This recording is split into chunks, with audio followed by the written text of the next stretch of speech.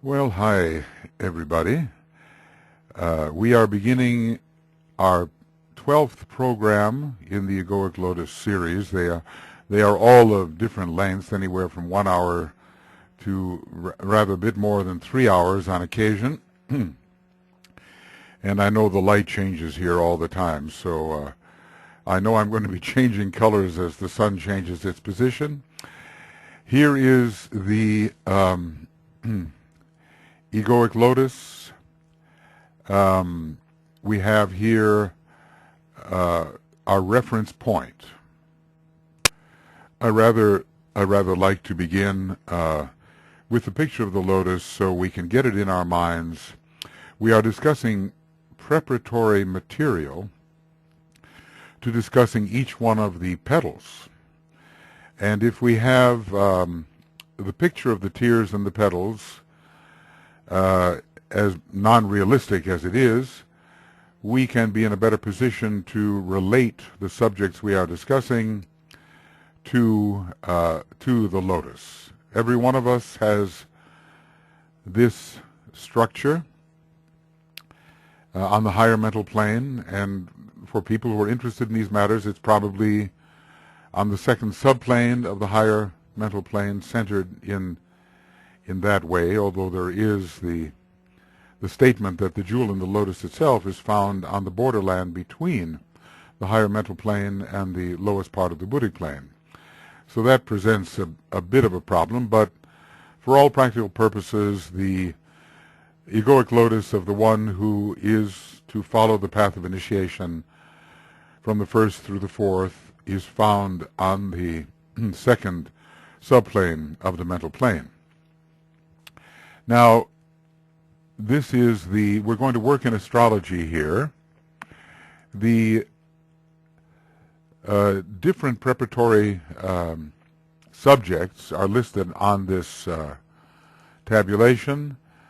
I decided to defer just a little while from discussing the monadic types. It's a difficult abstract subject, and there's no way that we can confirm these different types. They are only suggestions given to us, and we don't know their cycles, and we don't know which among these types we actually are, but we certainly are among the types, and we will after all get to it. But the planetary and the ray factors are so important that I thought I would begin discussing this section on initiation and the planets. I have done this when working through the book Esoteric Astrology, which is now completely recorded, and most of it is up on Makara website. But it is of great interest to know, when we look at the egoic lotus, which initiations the individual may be passing through, and what might be the indications in terms of the organization or stimulation, organization, opening or unfoldment of the petals. So if we know something about the planets involved, as the various planets do work in the types of experiences we have to open these petals, then we'll be able to correlate this material and understand what we should be doing from the planetary perspective when we are working on the opening of the petal or trying to perform those kinds of activities which relate to the opening of the petal. So our first work then will begin here in Esoteric Astrology, and then there's also some supplementary material in Esoteric Astrology first and Esoteric Psychology. There's a little information which is, I think, also of use. So astrologers will eventually be able to cast the horoscope of the soul. That will be a magnificent thing. As far as I can see, it has not been successfully attempted. which is sensitive to different combinations of forces to those controlling the personality life. We do have our three periodical vehicles, the three divisions of our nature, and each one of them receives astrological influences, but uses them in different ways. Here it seems the DK is speaking of the particular forces to which the soul is sensitive, and one wonders if that is in the process of initiation. The personality has to do certain things to bring about initiation, but the soul is active on its own level. And the emancipation of the man really is the triumph of the soul. So the particular energies which it receives and which it directs to its personality are important to understand. The disciple and the initiate respond distinctively to the incoming influences, and their response differs from that of the undeveloped man or the self-centered person. Obviously, what we have here, we understand that increasingly the disciple is decentralized.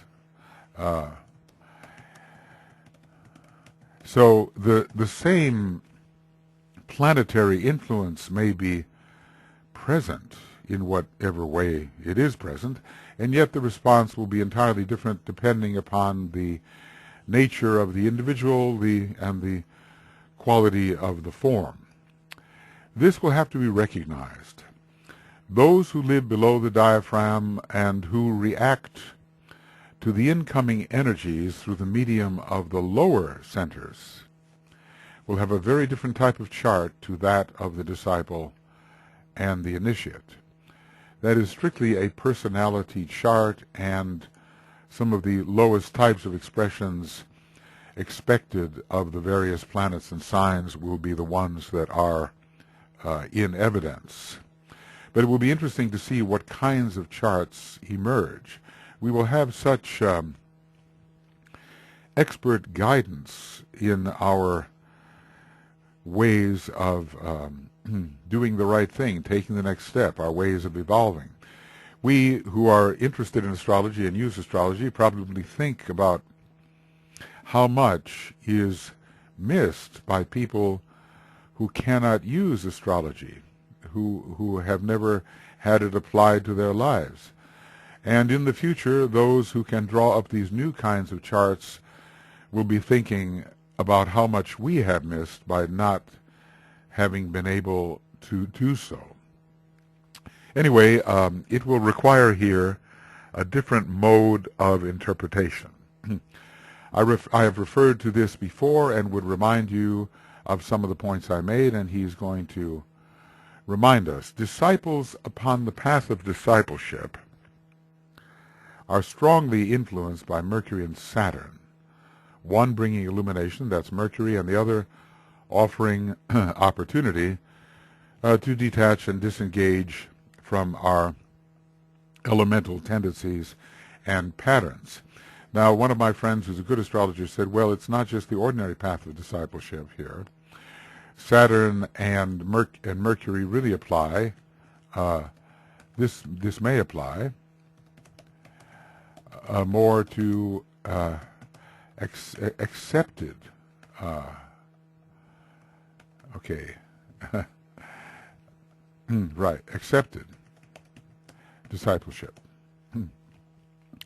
Because it is at that point that a true disciplining of the mind and of the nature begins in earnest. Up to that time, from some perspectives, we can be, even though we have taken the first initiation, we can still be considered to be treading the path of probation, of probationary discipleship.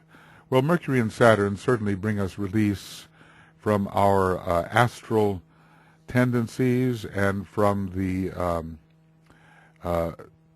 type of expression which does not observe the proper boundaries in society and between individuals.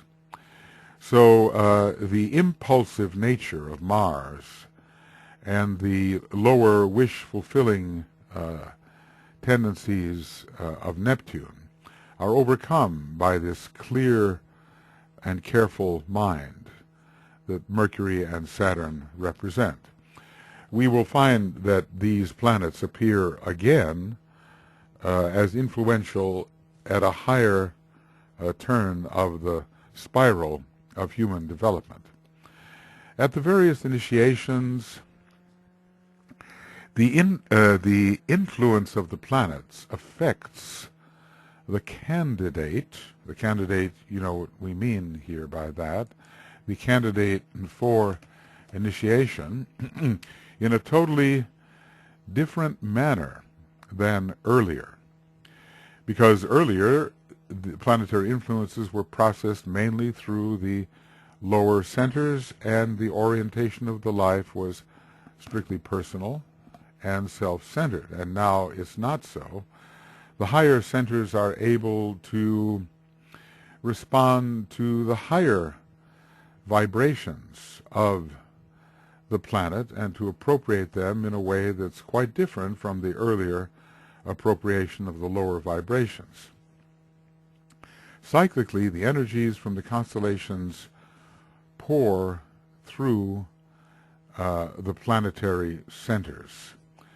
Now, when we say the planetary centers, we can mean that on our Earth there are a number of chakras through which the constellations can pour their energy. Continents represent chakras. Certain important cities represent chakras. So the different constellational energies will pour through, and they will affect the human beings in those areas, and really all human beings. But also the the different planets are connected with different constellations, and one planet can be related to, let's say, 4 constellations. Take a look at Uranus, the hierarchical ruler of Aries, the veiled hierarchical ruler of Leo, the esoteric ruler of Libra, and the orthodox ruler of Aquarius, plus it's exalted in Scorpio. So different constellations will pour their energies through these planetary deities at different times. And the planet itself will carry a transmission from several of the constellations, and not only from one. We have to discover, when we're coming in contact with a particular planet, what constellation may be reaching us at any particular time, the energies of what constellation. So anyway, at the first initiation, the disciple has to contend with the crystallizing and destroying forces of Vulcan and Pluto. Now, the crystallizing forces are particularly related to Vulcan. And, oops, what's happening here? Okay, it's coming back. And the destroying forces, although Vulcan can destroy, related to Pluto. Now, when we're talking about the first initiation, the disciple may be focused in petal number 5, 6, and 7. Work is being done in 7, and the rod of initiation is directing energy towards 7. But there is a reflex action which is causing greater unfoldment of 6 and complete unfoldment of 5. Probably our attention is not so precisely focused that we work in one level of experience only. We might say, well, we always keep our concentration focused on quite a high level of spiritual work, but probably our attention wanders, and there is a span of petal experiences to which we relate during the course of a day or a week or whatever. We may have a period of very, very high work, let us say, in petal number 7, but we haven't completely finished our work in petal number 6 or 5, and our attention may be drawn to those types of activities as well. So the first degree initiate is pretty well focused in the latter part of petal 5, or the latter type of activities associated with the unfoldment of petal 5. The work of petal 6, which is largely disciplining, altruistic work, though the disciple is not at the end of the unfoldment of petal number 6, because that would indicate the second initiation, and quite a long period of time can pass between the first and second initiation. It's symbolized in the life of Master Jesus. Between the birth and the baptism, there were 30 years. And then the other initiations each took place in the following years until the year 33. By the time we reached 33, we had the crucifixion. Between them was 32 and 31, and somewhere in there, between with 32 and 31, the transfiguration occurred. I cannot say in which year. But suffice it to say, the great span of time is spent, from the petal point of view, working in that seventh, working in a way in the eighth petal, the latter seventh and the eighth petal, developing over time the various attainments of the long series of lives, until the second degree, when the work in the eighth petal, plus the what is called the abnormal and strenuous work of the candidate, abnormal and strenuous, those are the words that are used, until that type of work and the application of the rod of initiation by the Bodhisattva see to the complete unfoldment of petal number 6. So work in petal number 7, the latter part of it, and the early and middle part of petal number 8, let us say, take a long time, quite a number of lives. And so it might seem, when looking at the Egoic Lotus, that the unfoldment of the 8th petal is proceeding very slowly, and also the complete unfoldment of the 6th petal very slowly, because that complete unfoldment will signal the second initiation. So between the complete unfoldment of the 5th petal, first initiation, and the complete unfoldment of the 6th petal, a long series of lives can occur. Anyway, we are dealing with that point wherein initiation has to be considered, and these two first-ray planets are involved. And it's so interesting. It's really the 7th ray that rules the first initiation.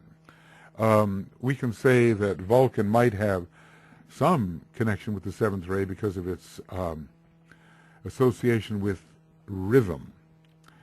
And the 7th ray is the rhythmic ray, and with the mineral kingdom, and that is, in a way, the 7th kingdom from one perspective, the 1st from another. Pluto, it doesn't look like it has a lot of relation to the 7th ray, but the 7th ray is the ray that is associated there. The transference from the sacral to the throat is also involved, and at a certain point, interestingly, the throat begins to be ruled by the 7th ray and not the 3rd ray. But, I don't know how much evidence there would be in the Egoic Lotus. Obviously, the masters with their type of vision can see comparatively considerable differences within the petals on their way to complete unfoldment. We are not given information about that. We can only, I think, imagine that someone who had just taken the first degree and was working strenuously in the 6th, 7th, and 8th petal, continuing to work in the 7th and working in the 6th and the early part of the 8th, that such a person might have an egoic lotus appearance quite different from someone who had been doing that same thing for 15 lives, had not yet achieved the second initiation, but was working for many lives on the process. And the true inner eye of the master could see the difference in the 6th petal, even the 7th, and certainly in the 8th, between those disciples or candidates who stood at different levels of attainment. The influence of Vulcan reaches to the very depths of his nature. Now, it's the downward pointing arrow of impact is one of the useful symbols of Vulcan. Reaches to the very depths of his nature, whilst Pluto drags to the surface and destroys all that is hindering in these lower regions. So Pluto is the upward pointing arrow, DK tells us, and he says that is the true symbol of Pluto, the upward pointing arrow of death. So we have the downward pointing arrow for Vulcan and the upward pointing arrow for Pluto. Now, what would be going on here? Well, it's kind of interesting, this purgation which is required. Well, there is a purgation which is occurring. It is particularly connected with the 6th petal and the Virgo idea of cleansing. Virgo is a healer, and Pluto is also a healer with the power of the serpent, we are told in the secret doctrine.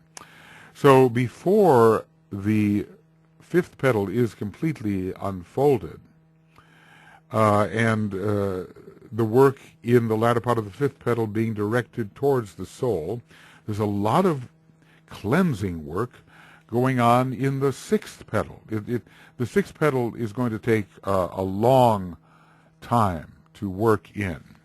And I would say that Pluto fits very well with the cleansing aspect of the 6th petal.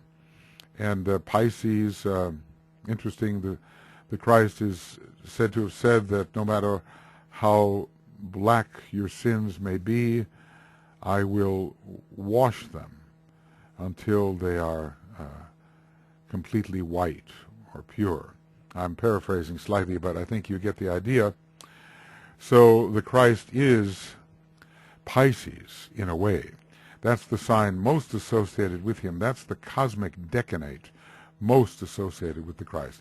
The waters of redemption and of cleansing can wash the person of his sins, dissolve his sins, and they can be washed away, sped away. So Virgo and Pisces both have the cleansing aspect to them. Interestingly enough, the 6th petal, from the way I organize the analysis, is a Pisces petal. It can also be other petals, and every sign of the zodiac can play its role in that which is to be achieved in any petal, but I do 4th petal Cancer, 5th petal Scorpio, 6th petal Pisces. So you've got in the 6th petal the Virgo Pisces polarity with Pluto really fitting there to cleanse the individual and drag to the surface all that hinders in the lower region. Vulcan is very close to the Sun and has quite a bit to do with the 5th petal.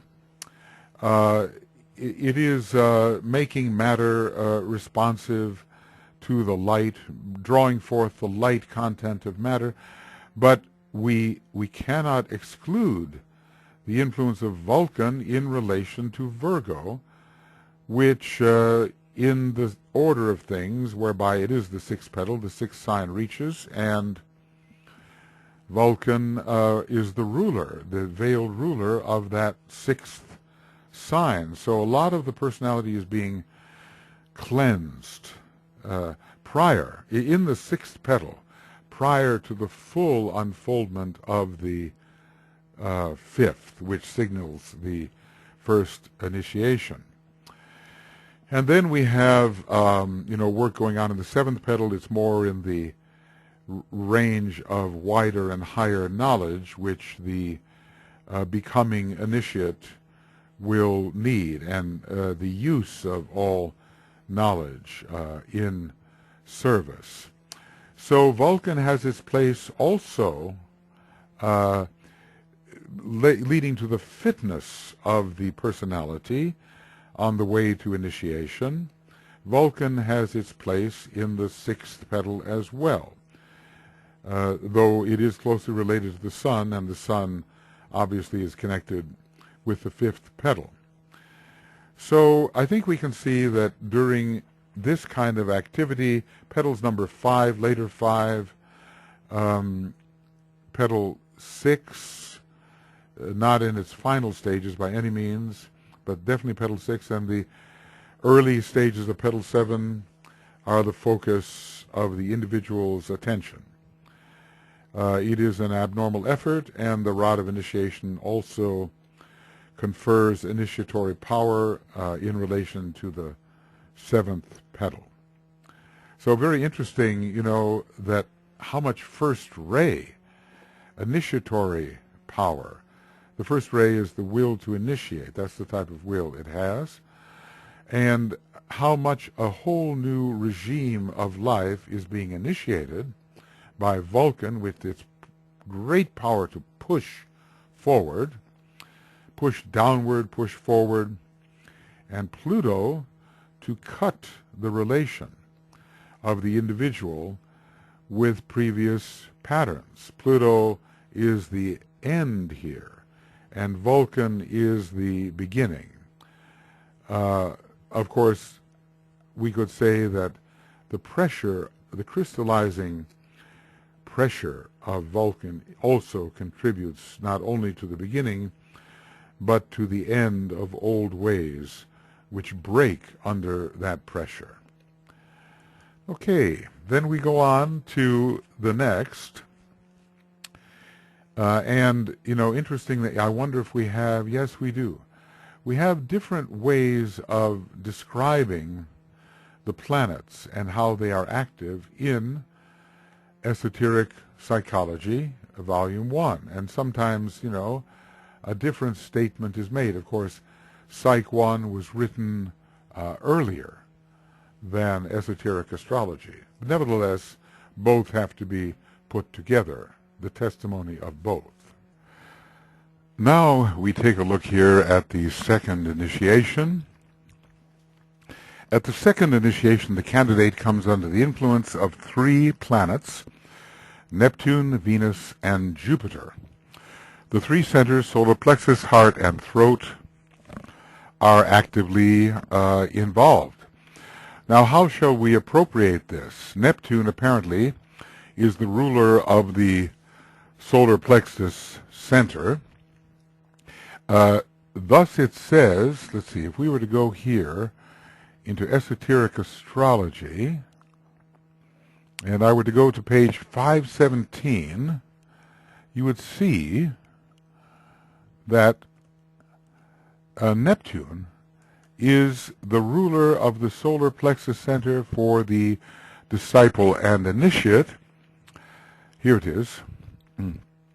Solar plexus center, 6th ray, Neptune. And we are talking about the second initiation. We're not talking about the average man, where the solar plexus center is ruled by Mars. Okay.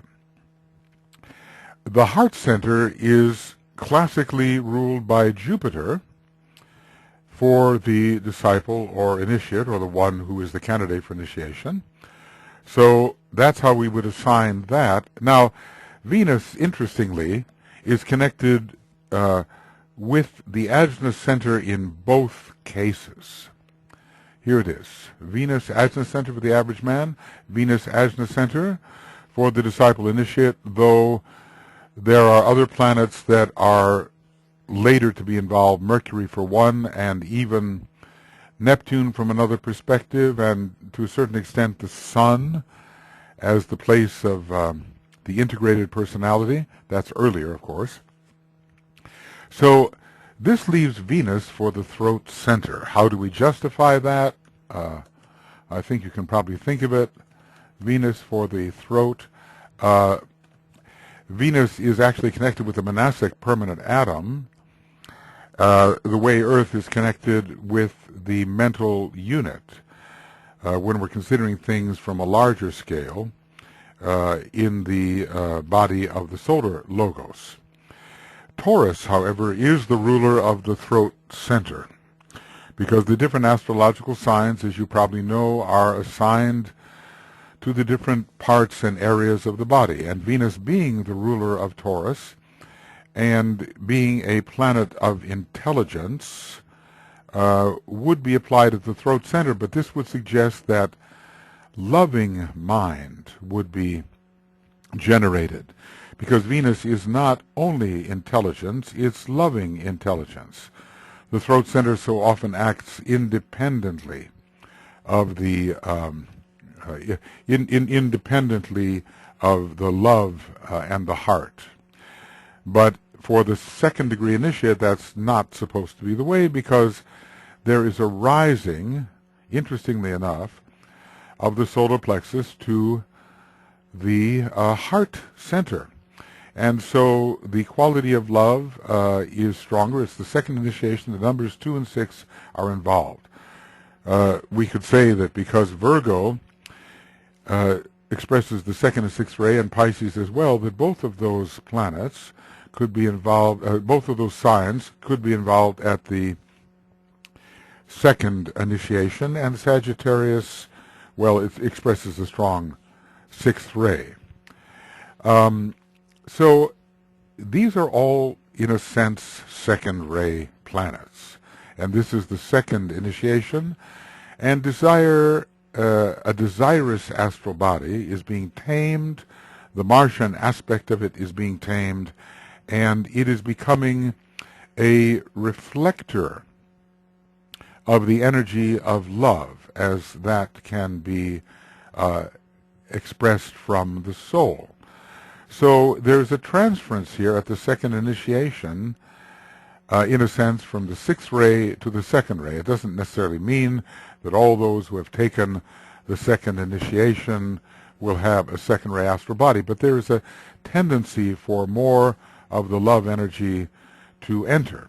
Now, when you look at Neptune, it has a second ray monad, and just look around page 420 or 421, I think at the end of 420, in Esoteric Psychology 1, where those summaries are, and you will see that the three synthesizing planets are assigned rays 1, 2, and 3, and Neptune is assigned ray 2, which is different from the ray 6, which is usually discussed in relation to it.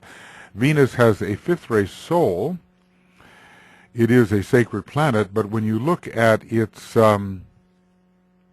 when you look at its higher energy qualities, we find that it is the home of the planetary logos of the sixth ray, and so that's kind of interesting, with the solar plexus being that place of transference to the centers above the diaphragm. And if we speculate that although there are 7 types of monads, the final type of monad has to be ray 1, 2, or 3, we can well imagine that the second ray is the final monadic ray of Venus, and that its submonadic quality is the 6th. We can also imagine that in its personality nature, not soul nature. It has much of the attractive second ray. As for Jupiter, we know it is the planet of the second ray soul. So it's very interesting that all these planets which with much second ray to them are involved in the second initiation. They also have considerable sixth ray. You know, Neptune, of course, is always connected with the sixth ray. It is the distributor in its soul nature of the sixth ray. Venus has that sixth ray monad, home of the planetary locus of the sixth ray. And Jupiter, well, the sixth ray is not assigned to Jupiter.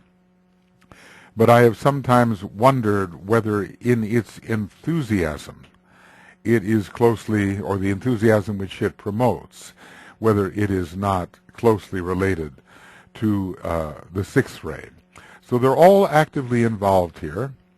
You can imagine that they would be prominent planets in the unfoldment of the love tier of petals. There's a lot of second ray that is connected with the fifth petal, and fifth ray too, because it is the fifth petal. And when you look at Venus having the second and fifth rays working through it, you can see how important Venus processes would be, or Venus energies would be, in relation to the fifth ray processes. When a person is being drawn away from Mars and is beginning to tread the path of aspiration, or the path towards light. When we look at Neptune and Jupiter, they do have a place connected with the Virgo petal where so much work has to be done in order for an unfoldment of that petal to completely occur and thereby make the second degree initiate. Neptune is the veiled, veiled esoteric ruler of Virgo. The moon in the esoteric position veils Neptune as well as Vulcan, as we discussed a little earlier. And Jupiter is the hierarchical ruler of Virgo. So, you know, we could wonder whether hierarchical rulers would come in at a point like the second initiation. Some think they are, and that there's a gradual increase in their influence. But anyway, it is associated with the petal in which so very much work is being done at the second degree. Of course, a lot of the work from which sixth degree unfoldment is the reflex is being done in the eighth petal. And there, Neptune can be related in terms of the necessary relinquishments and sacrifices. Venus, the continued growth of soul love, which is to be manifested through the astral body. And of course, the number 8, along with Scorpio, has this close connection with the astral body. Jupiter, I think, with the general expansion of understanding, which operates as the mind is used in that 8th petal. So, you know, what's going on in the Egoic Lotus here is a concentration, no more on petal number 5, which is completely unfolded, but on petal number 6, continuing work on petal number 7, and preliminary work, well, maybe even a little more than preliminary. The petal has to be prepared so that, I mean, it's already organized, of course, a long time before. It has to be prepared so that the rod of initiation can direct its energy towards that 8th petal and bring about the second initiation. So those are the three that we're working in, and we've seen how closely these planets are connected with the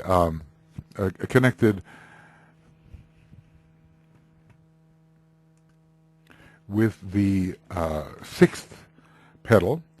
Interestingly, Venus is a ruler of Libra, which is connected with the 7th petal, so that's the increased soul knowledge.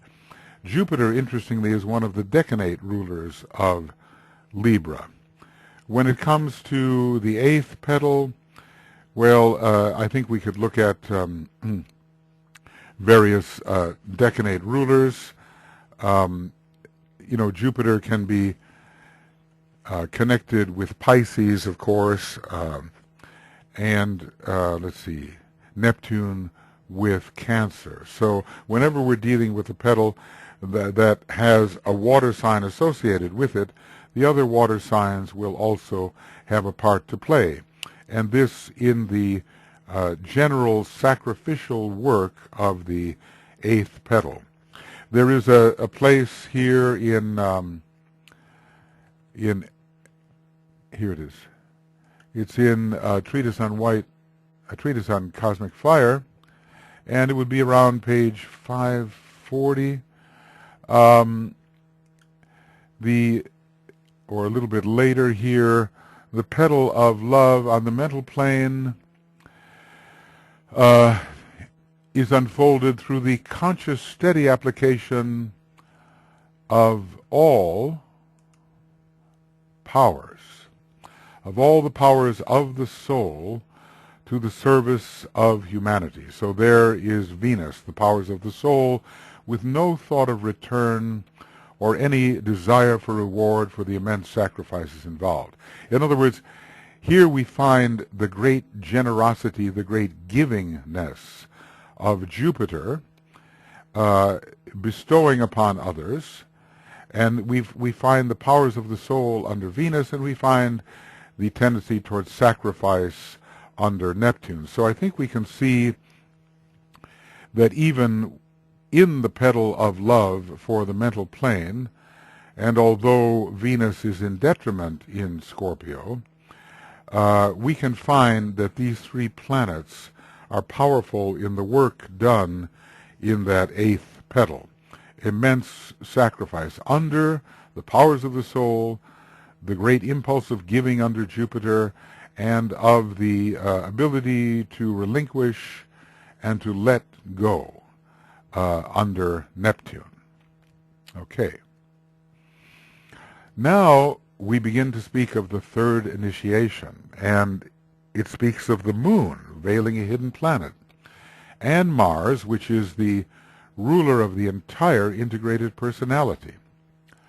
Okay, so we'll put that in as Mars as the ruler of the entire integrated personality. Brings about a fearful conflict.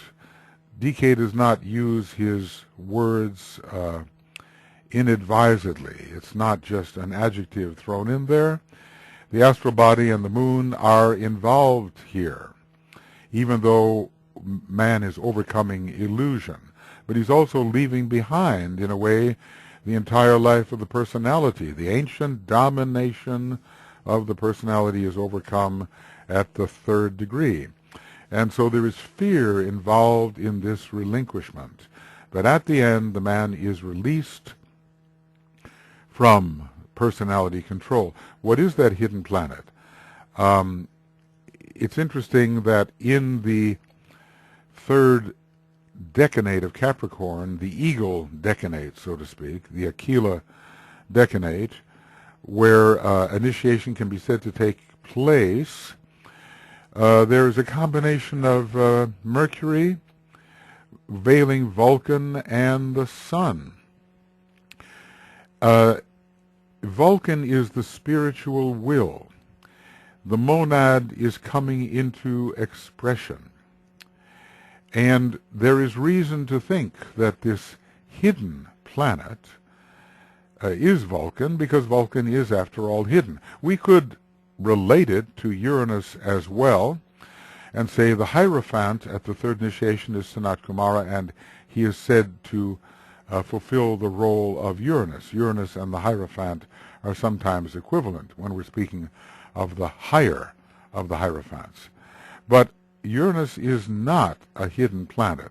In the old days, before telescopes and so forth, it may have been a mystery planet, as HPB seems to suggest. But this is very likely to be the moon veiling Vulcan. And what's interesting here then is that Mars represents the entire personality, which is dominated by the planet which represents the will of the soul, and in a higher sense, the spiritual will. So the monad is coming into expression.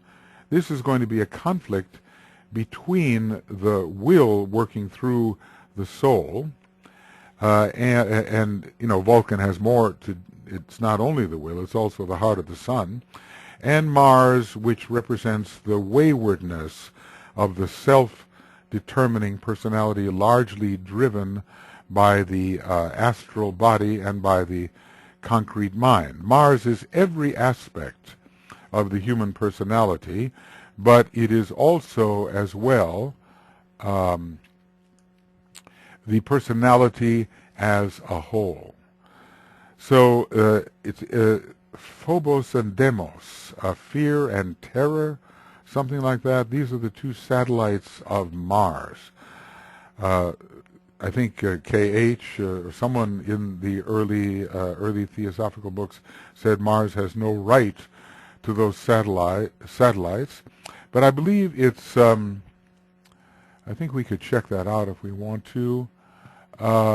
Phobos and Deimos, and what do they mean? Maybe there is a description here in the Wikipedia, possibly, which are thought to be captured asteroids. Captured asteroids. Interesting. They were discovered. Phobos, panic and fear. Oh my God. Phobos is panic and fear, and Deimos is terror or dread. Okay. Who in Greek mythology accompanied their father Ares, god of war, into battle. Ares was known as Mars to the Romans. It is possible that Mars may have moons smaller than 50 to 100 meters, etc. Okay. But anyway, let's get that down. Phobos, panic and fear, and they don't really sound much different from each other. There are fine distinctions, I suppose we might say. It sounds as if terror is the most manifest of all these four qualities. It seems the height of fear. Panic is fearful, but terror is the height or the apotheosis of fear as far as it goes. So I'll copy these and I'll put them here, and that may be the reason that DK speaks of the fearful conflict. We have to overcome our attachment to the personality. What I want to look at here is the words ancient, domination, and there's only one, and at the third degree, is it so? Perpetuation of the ways old, dominate of the selfish race. No, that's not the place. That's not exactly the place. Could it be ancient authority? We can try that too. Let's try that one. Ancient authority. There's one reference. Let's see if that is the correct one. Yes, Initiation 3 on page 686 of Rays and the Initiations. Freedom from the ancient authority of the threefold personality, marking a climaxing moment in the history of all initiates. This is an important statement. So that's what's going on with those planets. Mars no longer has his authority, and the fear and terror, the panic and the fear, the terror and the dread of abandoning that particular dimension, which is in the lower or dense physical body of our planetary logos, is overcome. So Let me just write a little more here. Yeah, okay. So we overcome the panic, fear, and the terror, dread of abandoning our identification with the dense physical body of the planetary logos, the lower 18 subplanes. And interestingly enough, the moon is involved here because the moon is the 18th card and represents those 18 subplanes. But instead, spiritual will from the soul and from Shambhala, in the form of Vulcan, confronts Mars, and Cain kills Abel. Abel is the shepherd, and the shepherd takes care of sheep, and sheep are related to Aries and to Mars. Cain is very much Vulcan and represents the spiritual will. Maybe it's a little different twist on the biblical story, but in this particular case, the personality is overcome, the lower moon is overcome, and Vulcan is substituted for it.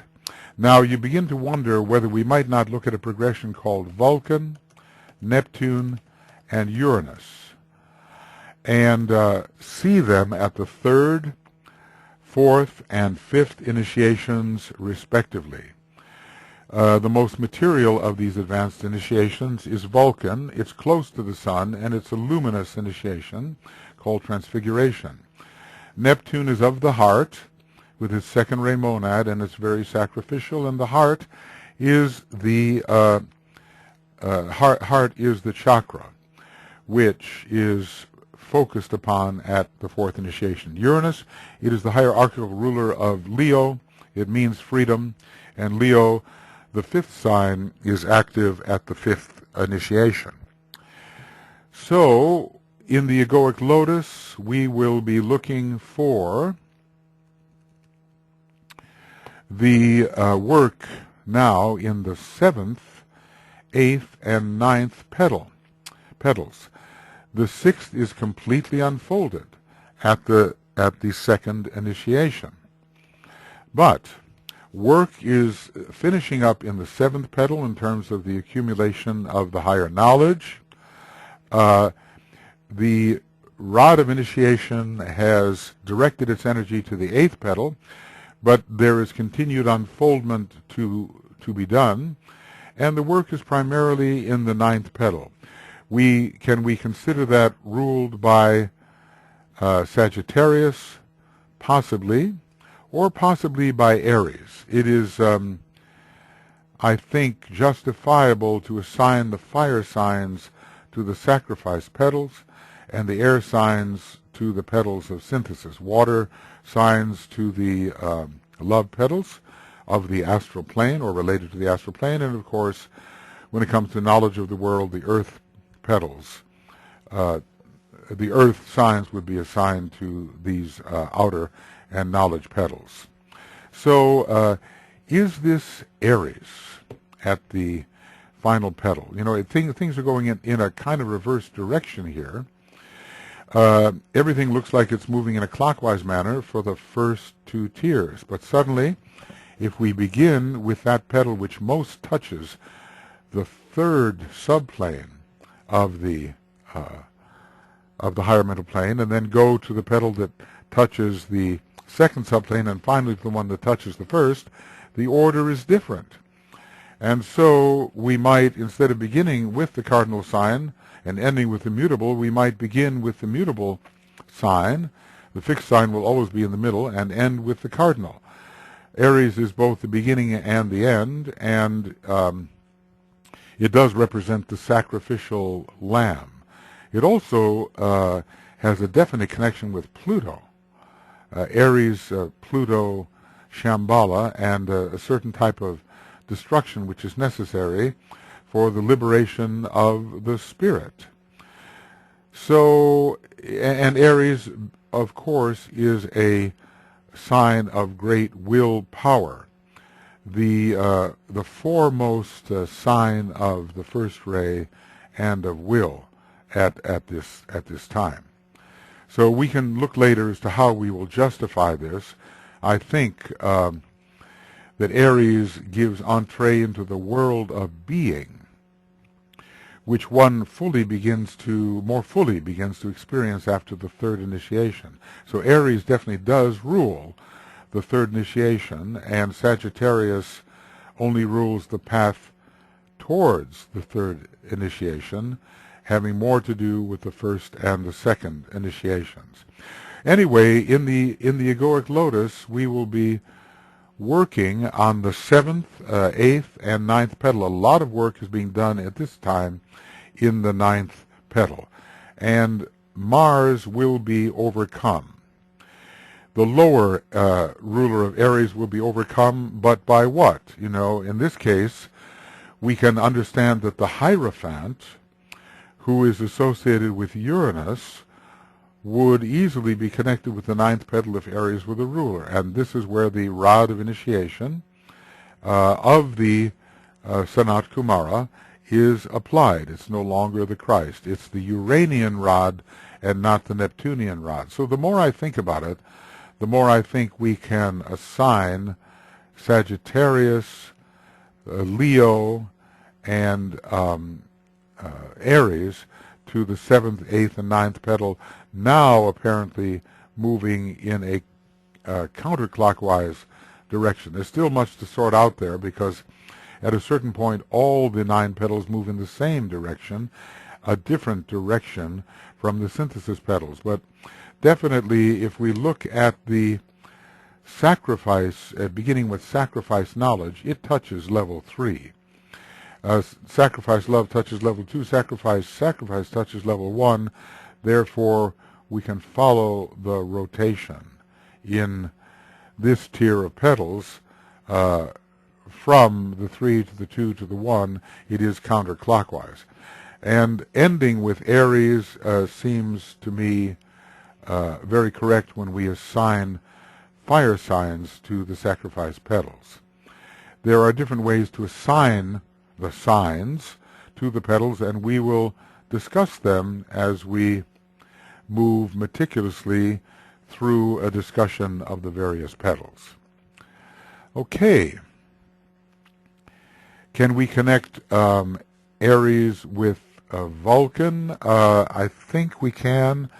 Certainly there's the first ray connection, definitely. And there is also a connection with one of the pointers. Pluto,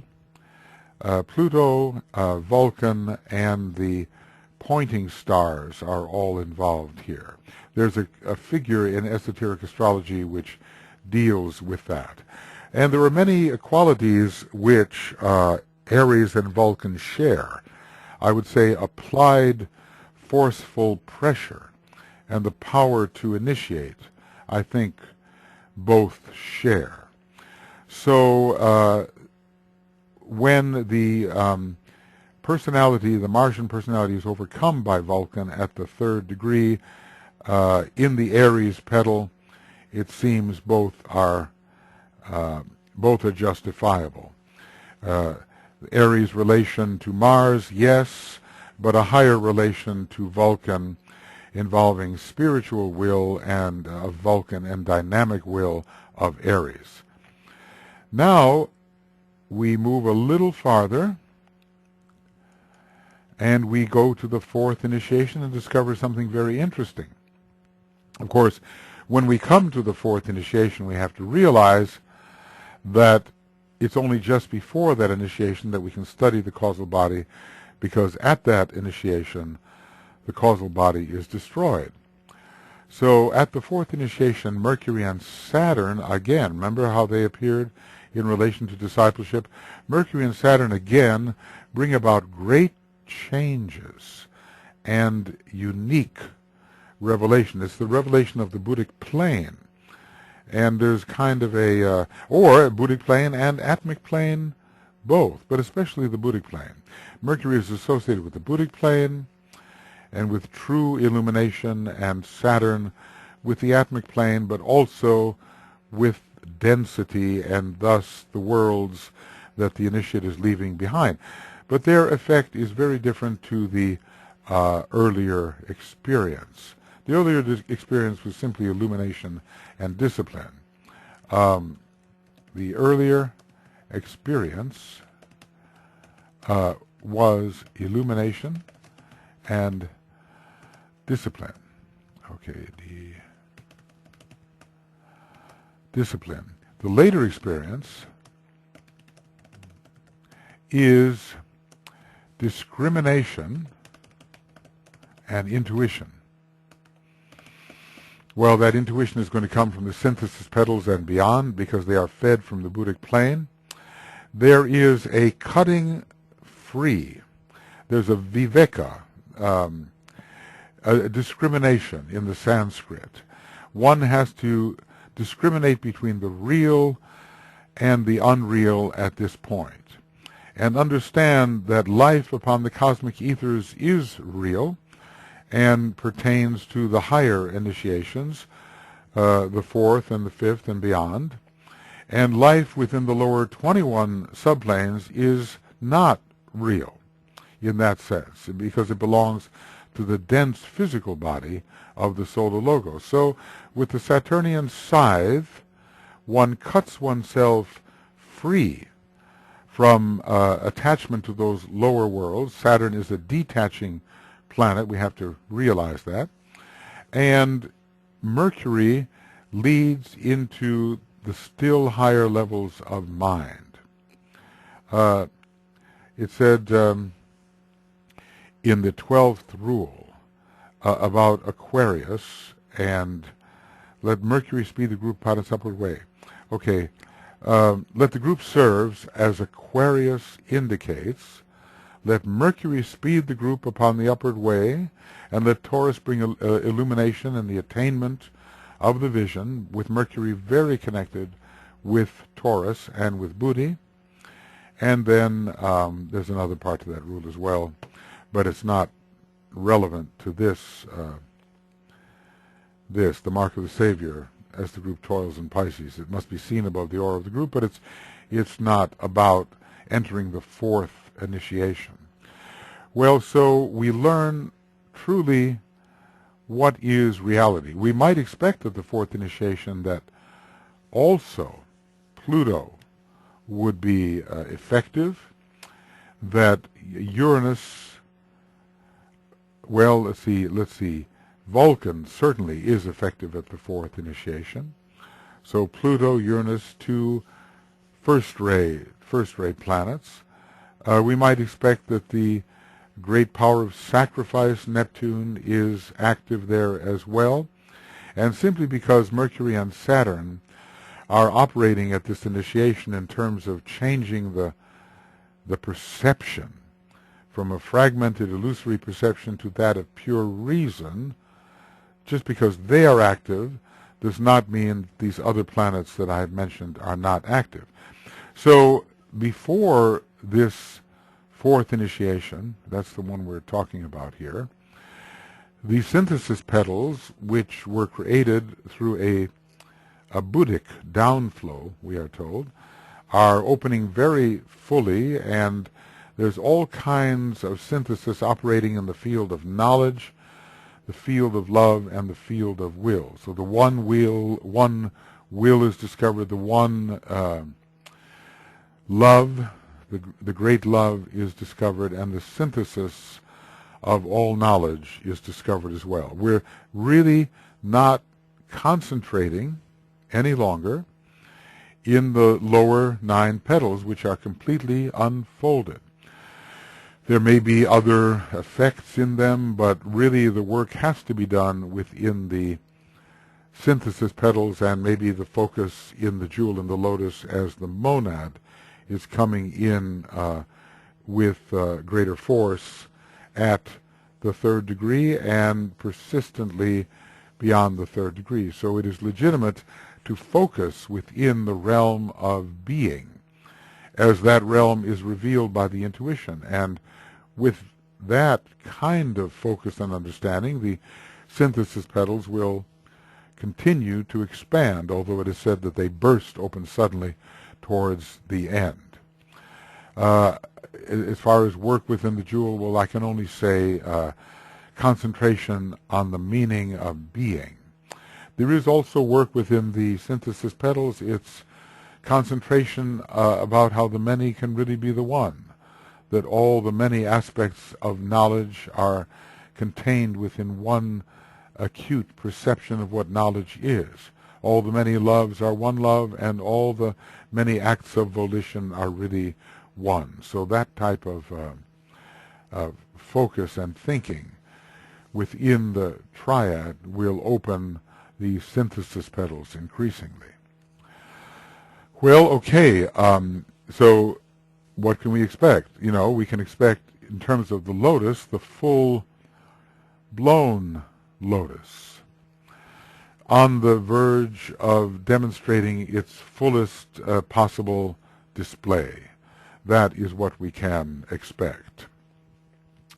Now we move on to the last point before we take up what is said in Esoteric Psychology Vol I.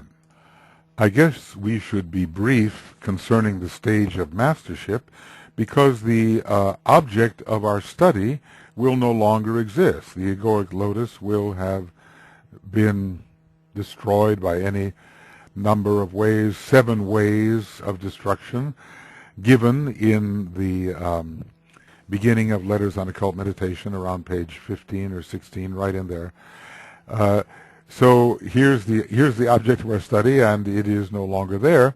But just for the sake of completeness, we could say at the 5th and final initiation, of course we know it's not final, but it's final in the realm of humanity. The master is still a man. It is said of the Chohans, they are no longer men as are the masters. Well, the masters are men still.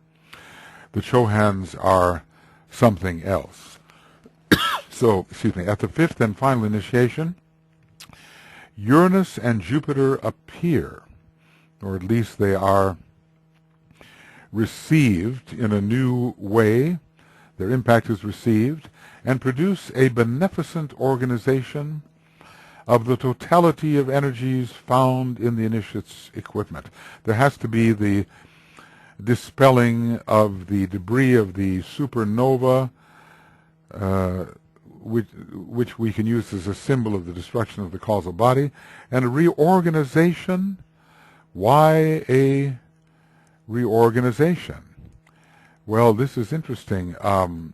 It has something to do, I just realized this, this has something to do with the Maya Virupa, which can be created after the 4th degree, but is more likely created at the 5th degree, which is a replica of the former energy system of the individual, not the causal body, but of the spiritual triad in relation to the reconstituted, reorganized personality.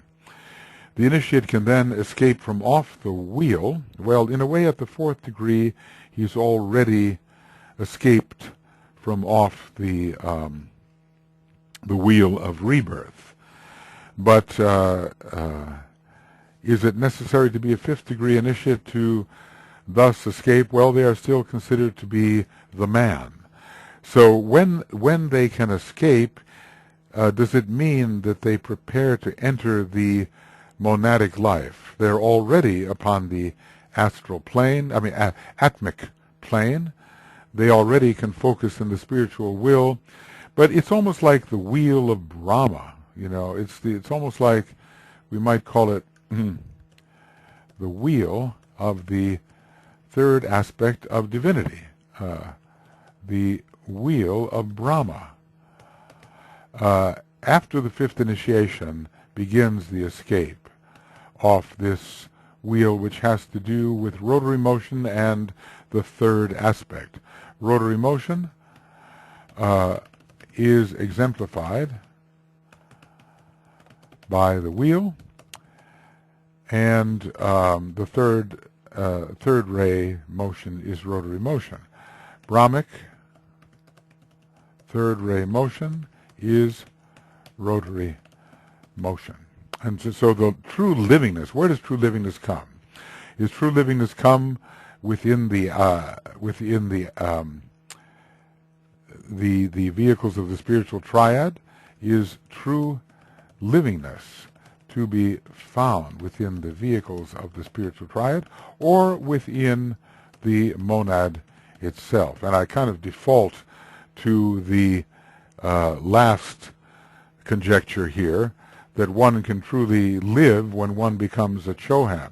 And of course the fifth degree initiate is on his way to becoming that Chohan who can focus as a monad outside of his vehicles. You know how it is. It's the same with a human being. As we are progressing, we first are very focused in our etheric physical nature. Later, a long Atlantean period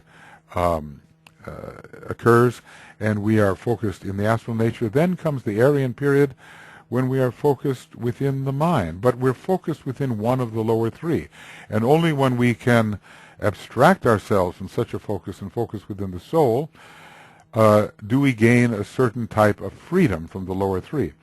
Well, I'm thinking here of a kind of freedom from the spiritual triad, which is considered to be the personality of the monad. And there is a kind of containment that occurs there, even though for people like ourselves it would be a great expansion.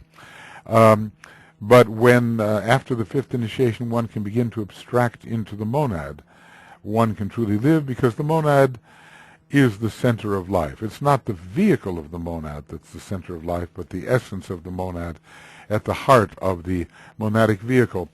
So, Uranus is the seventh ray planet of organization, and Jupiter of beneficence, the kind of organization which connects one with purpose. And interesting, too, that Jupiter is involved in the creation of the Maya Virupa, because it is Kriya Shakti from the plane, the Virgo plane on which Jupiter rules hierarchically, that is the energy that is going to create the Maya Virupa. So with the causal body out of the way, the triad, spiritual triad, and the personality have to be brought into new relationship, and the monad completes the Trinity. And these two planets coming in at the fifth degree help there to be a very close connection to the monad, a very strong expression of the atmic spiritual triad and of the spiritual triad as a whole. And Jupiter has a fusing power. And Uranus brings heaven to earth. I think I should put that in because I'm just thinking of it now. Jupiter has a, okay, let's get this, has a fusing power, and Uranus brings heaven to earth. So we can see how the new focus of the man, which is in the spiritual triad, can be integrated with the personality. There are these advanced methods of integration. In a way, the personality of the monad and the monad itself begins to come to earth. This is discussed in roughly Treatise on Cosmic Fire around page 166, 67, 68, 69. Right in there, we're talking about the creation of the body of fire. The way a man must now represent divinity after the causal body has been destroyed requires a reorganization. But as I said, the object of our study has disappeared, so in a way, just for the sake of completeness, we talk about a reorganization going on within the energy system. Naturally, when there is a gap, a vacancy between two parts of man's energy system, a new kind of approach has to be arranged, and a new type of interplay has to be arranged. Personality, triad, monad. 3, 2, 1. Now, if we look here at some of the things that are said, it'll be a bit in terms of review. Well, we're not quite there. All this time, the energy of the sun, veiling a sacred planet hitherto unknown, is steadily and persistently reaching the man via the solar angel, and making, we would say, and making a high initiate of him. Let's just say, making not only a master of him, for the sun is connected with mastership, but influencing the sixth and second initiations. There's no question about the relationship of the seventh. This should be seventh. Sorry, seventh initiation, and it should be initiations. That's it. Okay. Well, in other words, higher chohanship. The sun shines ever brighter. You know, when you look at this diagram, I think I'll find it over here. We go a little further, and we see chart number. Well, that's it right there. I can just stop there. Chart number 6.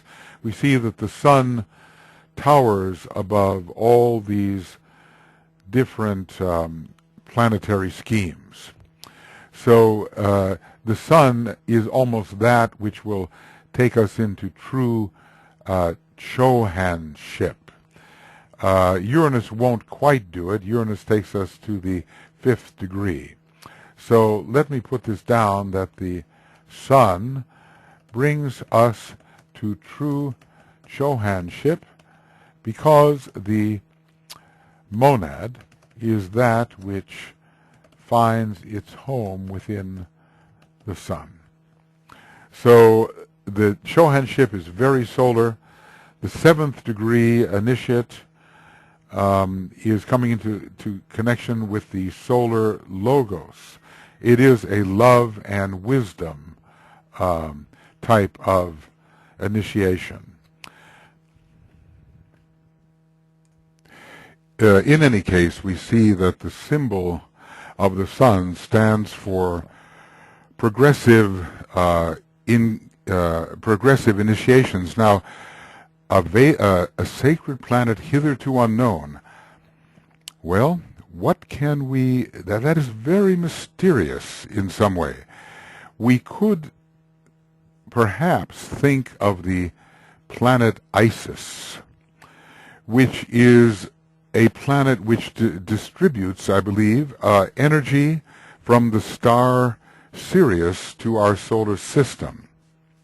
There is a map, or a kind of a chart in Esoteric Astrology, where it shows that the Sirian influence comes through Saturn, Neptune, and also Uranus, but there is closer to it another planet, and it says an unknown planet which is a distributor.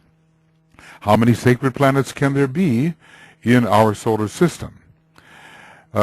The Tibetan has hinted that maybe there will be 12, but then each one of them is associated with one of the signs of the zodiac.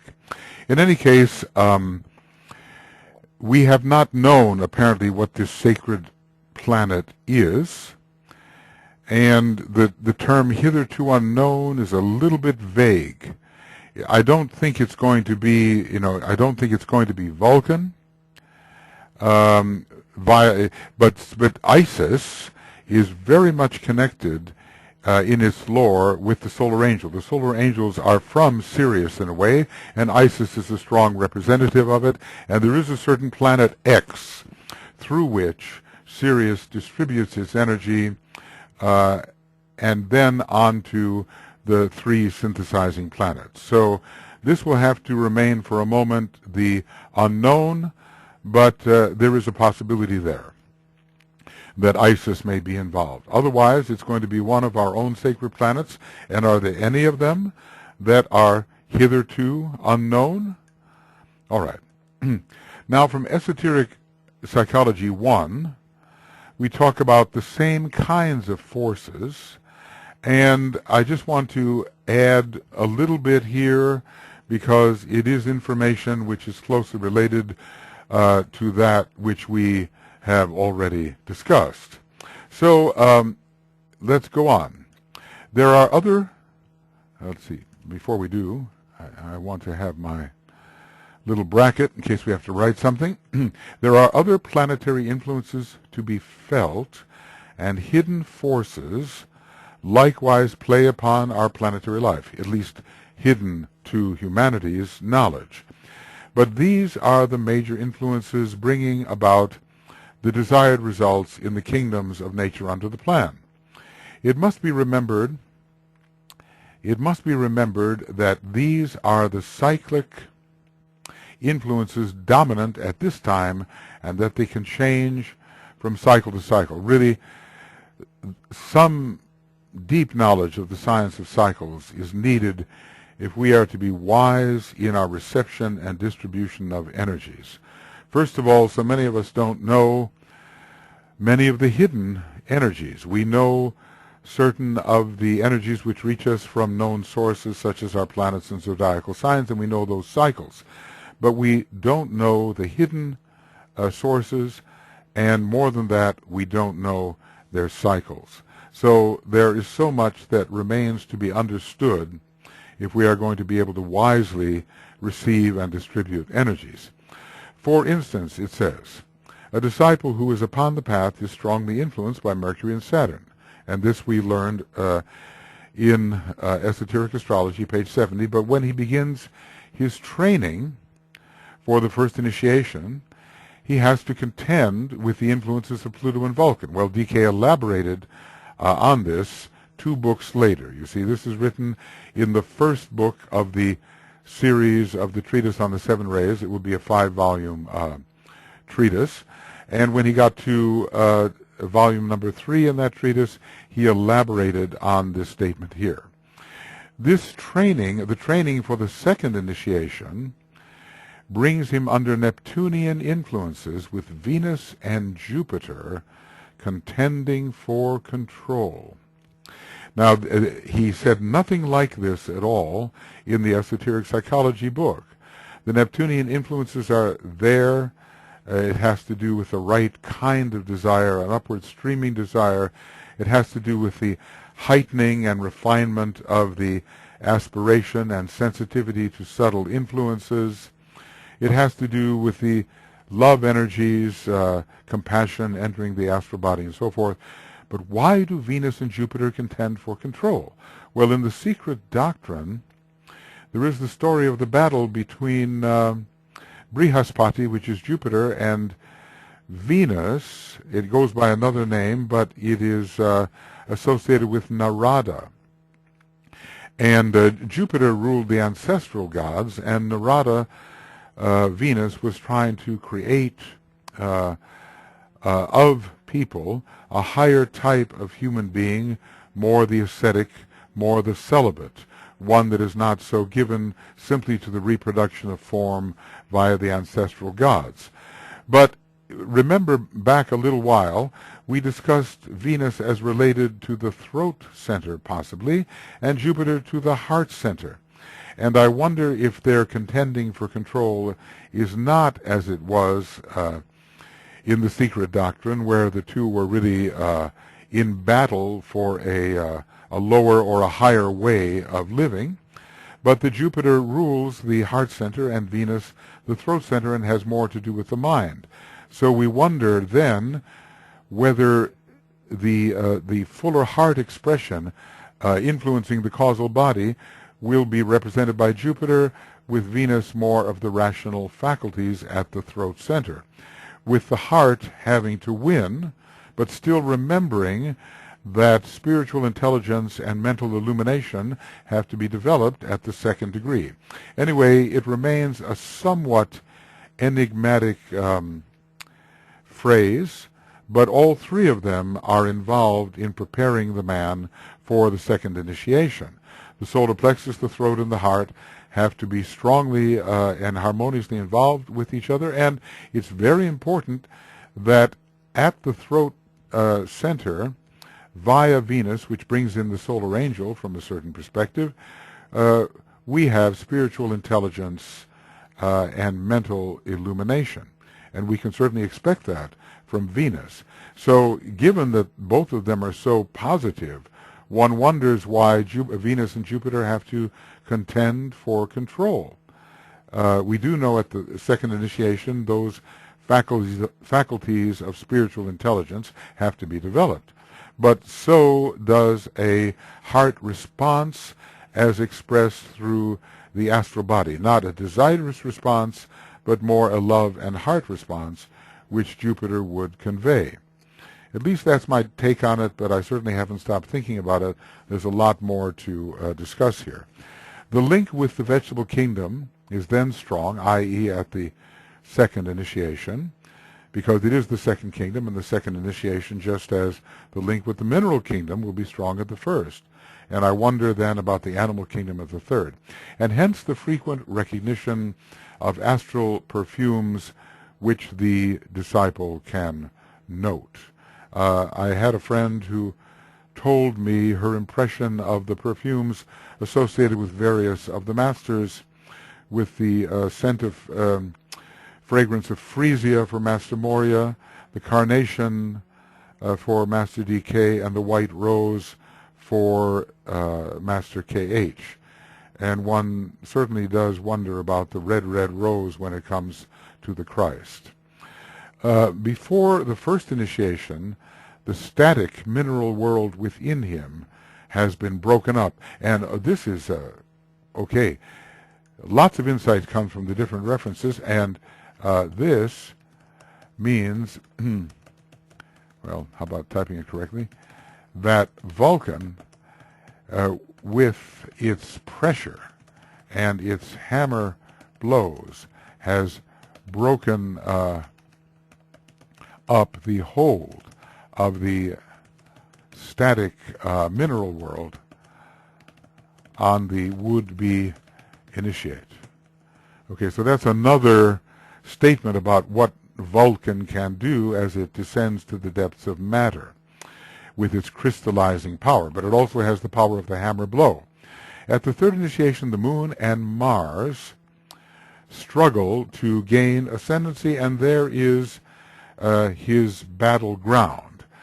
But you know, if we were to simply read this without the enlightenment of esoteric astrology reference, we would think of the Moon as the lower thing and Mars as some sort of victorious planet. But it's the Moon veiling Vulcan and bringing in the spiritual will to control all the lunar elementals, including Mars, that is meant. So there is going to be a struggle between what the personality as a powerful, integrated being wants to do and what the spiritual will from the Moon Vulcan gives. So what does the integrated personality want to do in a Martian way? And what does the spiritual will, Vulcan, hidden behind the Moon, direct? Okay. Hence, at the Great Transfiguration, the body is transfigured as an indication of triumph, and this is interesting because it's Vulcan that gets this tremendous light value out of matter. Vulcan, you see, we're learning more, aren't we, by considering the other related references. Vulcan draws forth from matter a great light, which is seen at the Transfiguration. So that is yet another piece of information which we may not have had before. And the Moon, which is the reflector, now shines with this Vulcanian light. Its own matter is no longer dark. It is transformed and it is transmuted, transformed, transfigured. It shines with a new light. And one probably can begin to see the halo following the transfiguration for those who are etherically sensitive. At the fourth initiation, Mercury and Saturn act as the great translators. Now, that is not an idle word. That not at all. I've read this many times, but right now I'm getting a lot more out of it than I did before. And bring the door to the disciple to the door of realization. Okay, one is, here's how it goes. Let's get the series, and it goes transmutation, transmutation, transformation. Oh, no, that's... And transfiguration, and translation to the Buddhic plane, which is a cosmic ether and pertaining to the fourth degree. And what's really interesting here is that it prepares the man for realization. Realization relates to the fifth degree. So realization relates to the fifth degree.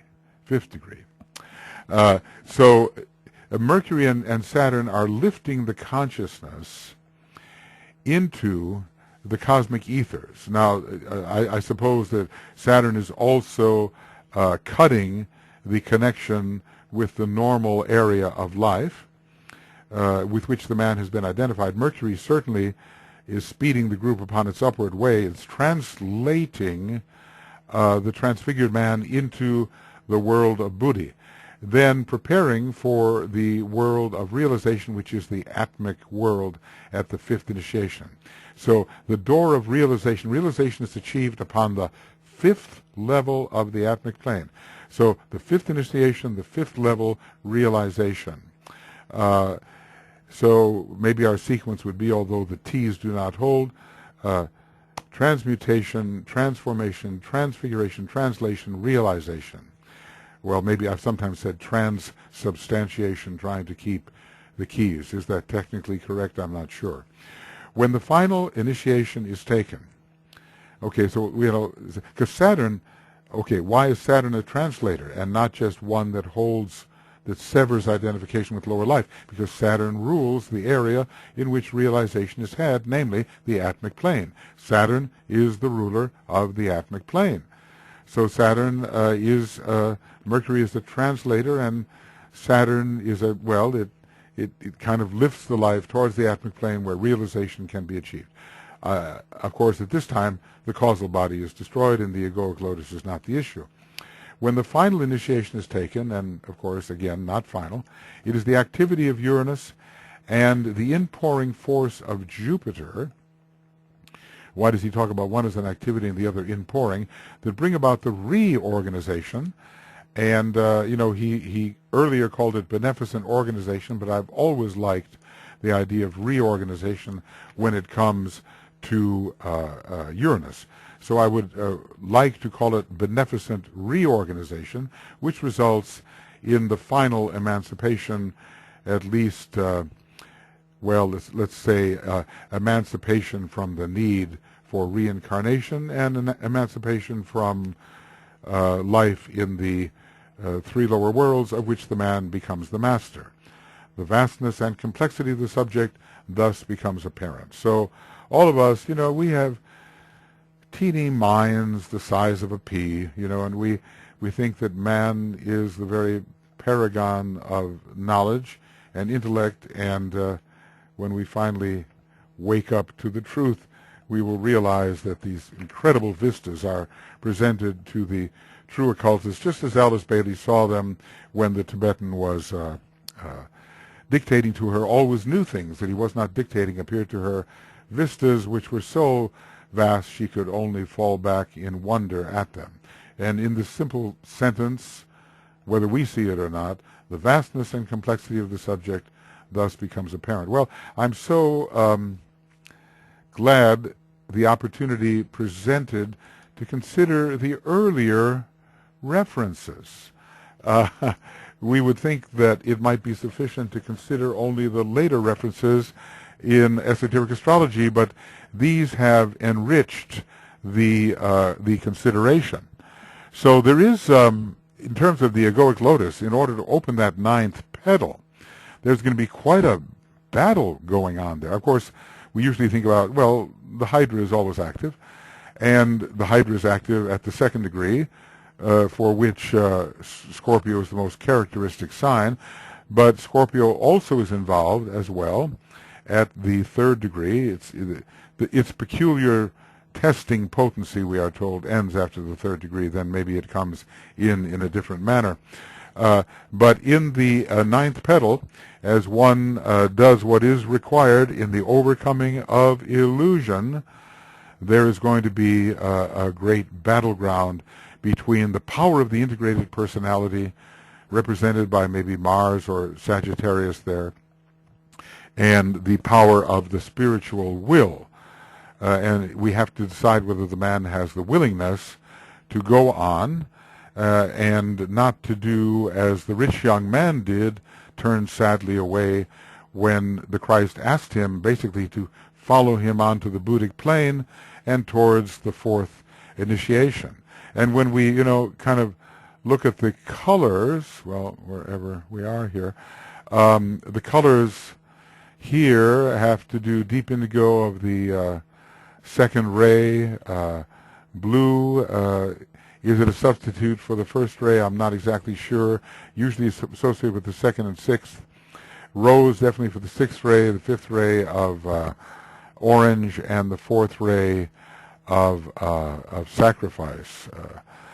So these are the prevailing influences, but you never have a place, let's see here, with these yellow, orange, and rose. Yellow, orange, and rose will always be found. Violet is interestingly found in 2 of the sacrifice petals, green only in 1.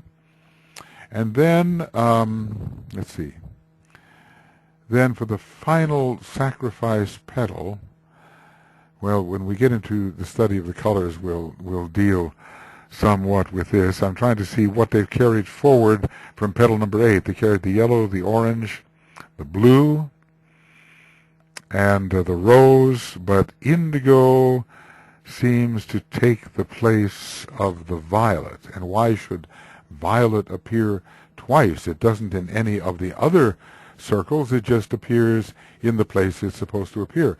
But it appears twice, and let's see what is usually going into the second petal. Violet is going into the second petal, but usually rose and orange are carried forward. They're in the fourth petal. Rose and orange are in the fifth petal, but a double rose and a blue there appears. And the blue is replaced by indigo by a deepening of synthesis in the sixth petal. So the arrangement of the colors in the sacrifice tier begin to show some differences. You always have everything you've had. You always have the orange. You always have the rose. That is consistent. And you will always have the yellow.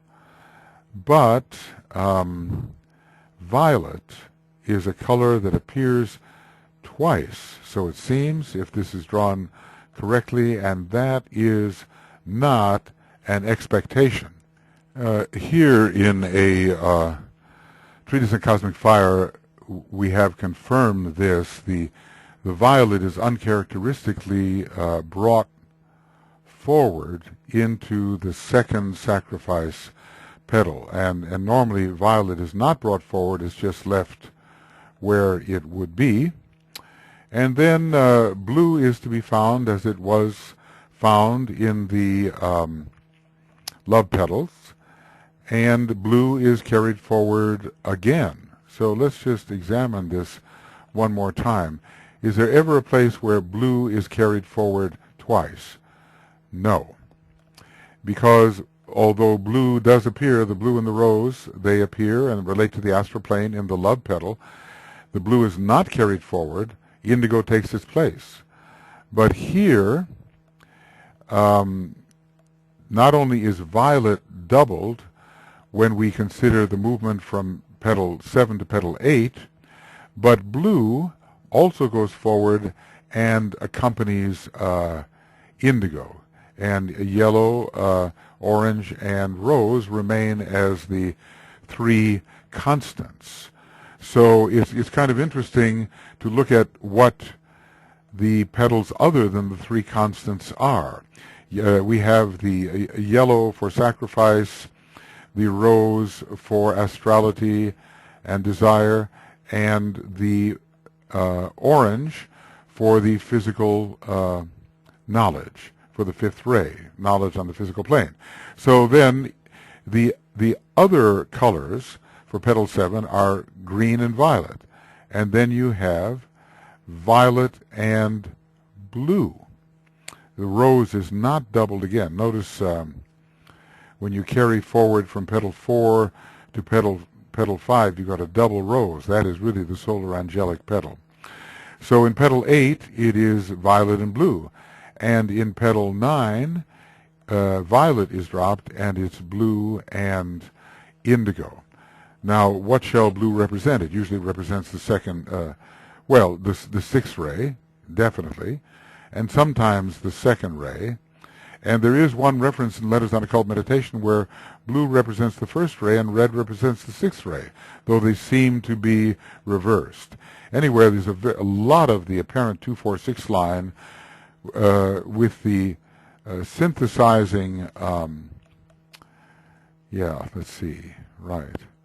Here, this is interesting. You know, you might think that you would have a double yellow someplace, because usually in the sacrifice petal we have a combination of indigo and yellow. Okay, and then we go to petal 6, also a sacrifice petal in the love tier, indigo and yellow. Well, we do have yellow is found in all the sacrifice petals, but not twice. We might expect when the indigo yellow petal came up, the sacrifice petal for the sacrifice tier, we would double on the yellow, but instead we introduce blue a second time. All of these have deeper meanings, and we just have to decide how we will, when we are undergoing the transfiguration, it is necessary to have these soft lines very strong.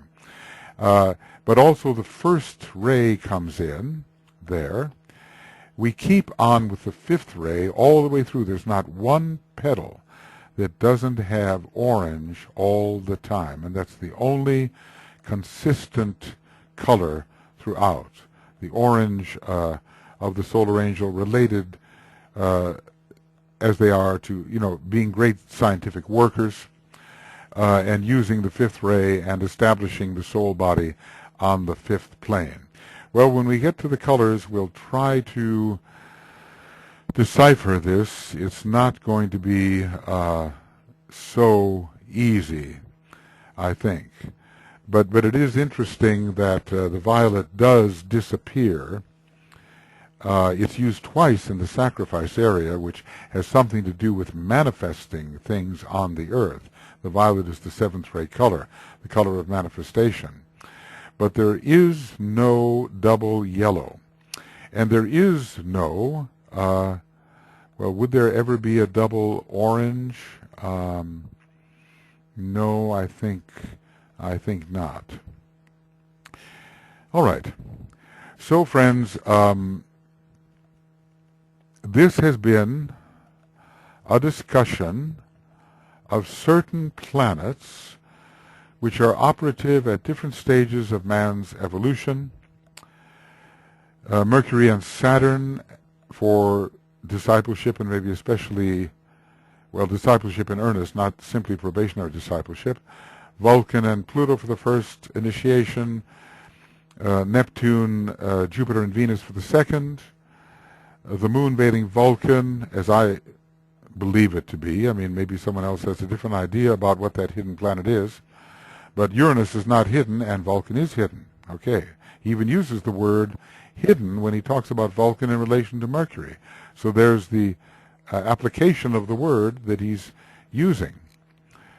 Moon veiling Vulcan and Mars at the third.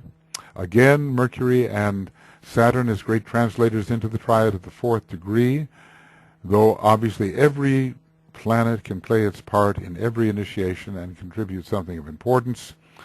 And then Jupiter and Uranus and Jupiter giving beneficent organization or beneficent reorganization if we look at what is said in Esoteric Psychology 1. And, you know, of course, the different planets have their colors. And I suppose it would be an interesting study to say, okay, well, what planet, what petal is particularly involved at the first initiation? Well, we'd have to say it is petal number 5. We have a double rose. We have an orange and a blue, and yet interestingly, the two planets involved do not suggest those colors. Maybe Vulcan has some red-orange in it, but it's Vulcan and Pluto. Those colors are not suggested.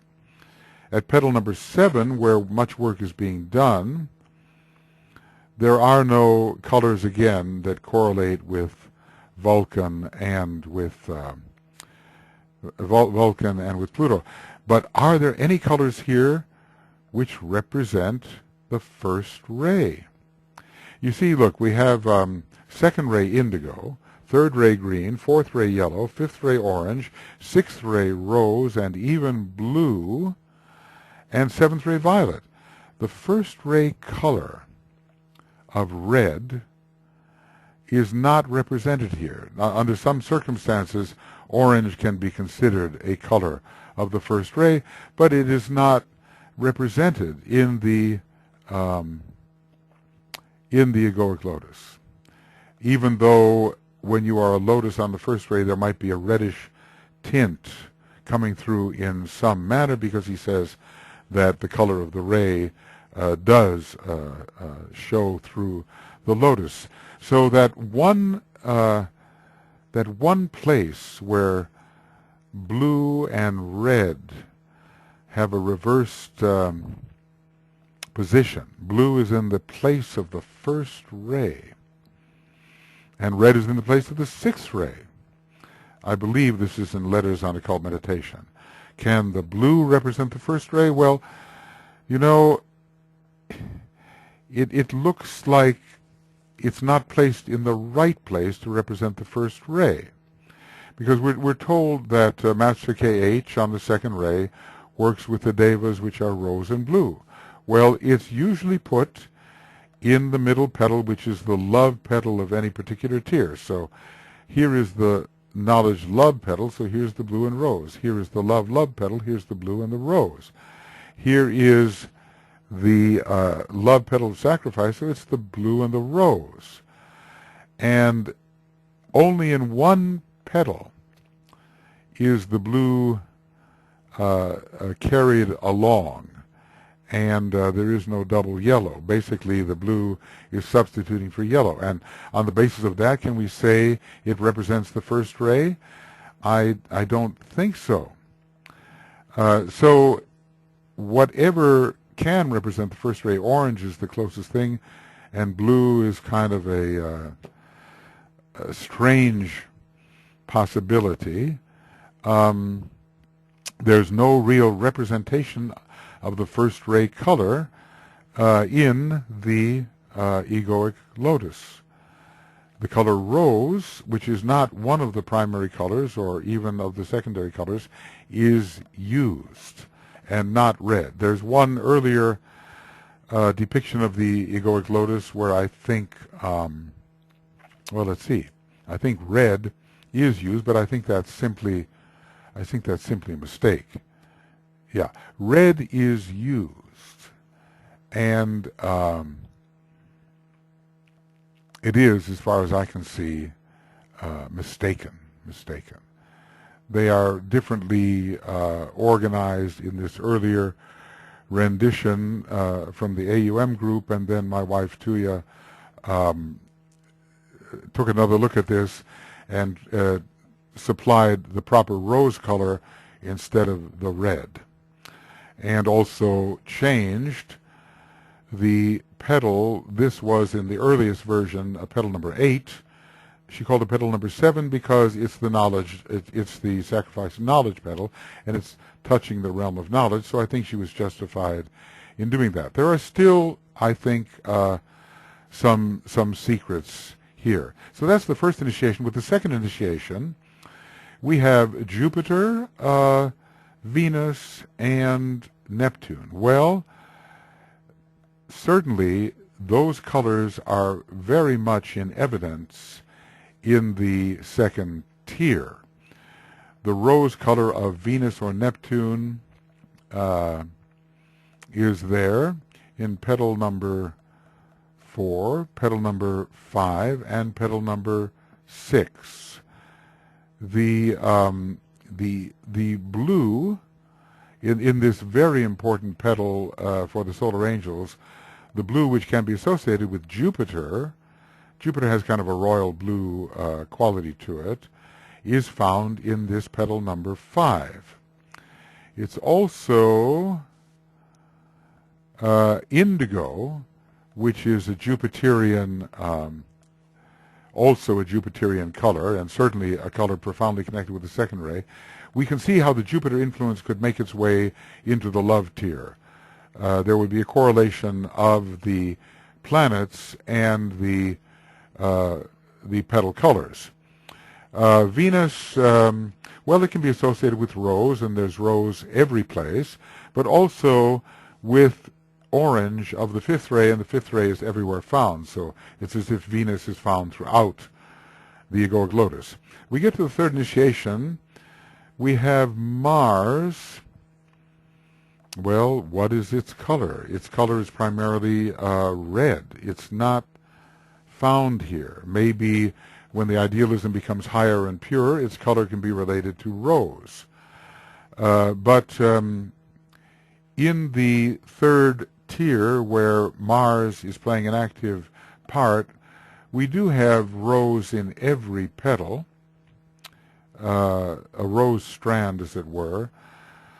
But, you know, relating Mars to rose, well, it's certainly a big refinement of what Mars is. Usually it's kind of a reddish orange, and it can involve a deep red. It's the color of blood. But gradually, as the idealism raises, we can find the connection with Mars and rose. When we think about the moon, it's a 4th ray planet. And the 4th ray color is here, the yellow. That's found everywhere. But the moon veiling Vulcan, what shall Vulcan be? Well, Vulcan sometimes substitutes for the sun, and the sun is orange. So Vulcan can relate to orange as well. Therefore, Venus and Vulcan would seem in a way to pervade the color system of the entire Egoic Lotus. But I don't find any deep red, orange, or anything of that nature.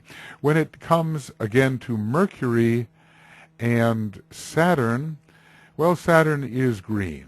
But we're talking about the 4th initiation, so we're talking about working within the synthesis petals, which are said to be of a lovely lemon yellow. That would correlate well with Mercury and with Buddhi, not so much with Saturn. But then we don't know much about the other color striations in the in the synthesis petals. And when we come, of course, to Jupiter and Uranus, well, Uranus is the violet. In a way, the moon is also violet, the moon veiling Uranus. And it would be interesting if we put the planets in their places, you know, I'll do that in just a moment. I'm almost running out of time here. But let's just say that the Jupiter-Uranus contribution is not really relevant to the Egoic Lotus as it has been destroyed, but at an earlier stage of evolution, perhaps we do have relevance. So from a certain point of view, petal number 1, we can have Venus, Vulcan, Saturn, and Uranus. Petal number 2, Venus, Vulcan, Neptune, higher Mars, or even Venus itself related to the rose, and the blue can be related to Jupiter. And you see, we could go on doing this. Petal number 3, we'd have the Venus, Vulcan. You see the connection with Vulcan and orange. Orange is a color of the first ray, but it's said to be an exoteric color of the first ray. Well, when Blavatsky presents the note re, do, re, mi, it's the sun note, and one can understand, it's considered to be orange, and one can understand that Vulcan is connected with it. The yellow is Mercury and the moon, and the indigo is, it's got to be Jupiter, and to what extent is it the sun, the indigo sun, pervading all of this? And we could continue to add. The color yellow is added, the color rose is added as a constant, and that's certainly Neptune, part of Venus, and maybe a very, very high type of Mars. And then the color yellow is added as a consistent one to the sacrifice petals. And all of this color, language, scintillating, interpenetrating, combining, along with the notes associated with the colors, are all going to be part of the Egoic Lotus demonstration. So the lotus must not only be magnificent in sight on the inner planes, but as well it must sound. Okay, friends, I think the thing to do here, obviously I'm tempted to just go on and try to make these correlations, but you can see you can put different planets in different petals. For instance, if I look at petal number 9, I could put the sun, Jupiter, in indigo. I could put Jupiter as related to blue. I could put Neptune, Venus, and higher Mars as related to rose. I could put Venus, Vulcan related to orange. I could put the moon and Mercury related to yellow. And here I would obviously put in 4th ray, 5th ray, 6th ray, 2nd ray, and X-ray. It is, again, the 6th ray when we're talking about this color of blue. The God of our planet certainly has made an amazing creation and really worked things out with a kind of a beautiful, meticulous entirety, which we are just on the fringes of taking the first steps to discover or understand in the slightest way. All of this is woven together. It all has great meaning and significance. It all reflects the divine archetypal purpose. And we're just taking a thread here, a thread there, trying to unravel this in our understanding to see how it was put together, why it was put together, and what final divine consummate pattern it represents. Because the evidence of God is everywhere, and in this great Temple of Solomon, this great sunflower of the soul,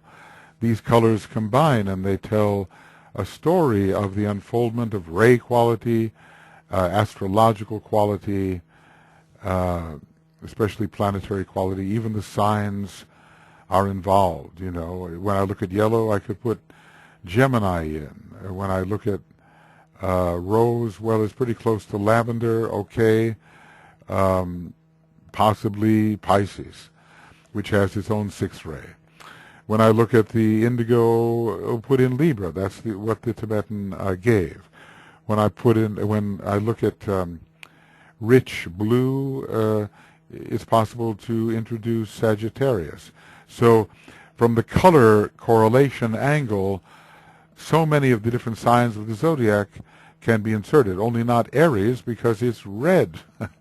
Well, I recall that the God of our solar system has repelled much of the entrance of the first ray to concentrate on his present second ray purposes. So maybe the sunflower, which is kind of reflective of the great sun, also repels the first ray and does not have it in its constituents. If there is such a thing as a causal body in the third solar system, I bet it will have red. All right, that's it. That's it for this program, program number 12. So we'll call it, and we'll say that this is the end of Egoic Lotus webinar commentary, program 12, 2 hours and 2 minutes, something like that. Well, I'm even wasting time now as the minutes just go on. Yeah, about 2 hours and 2 minutes. And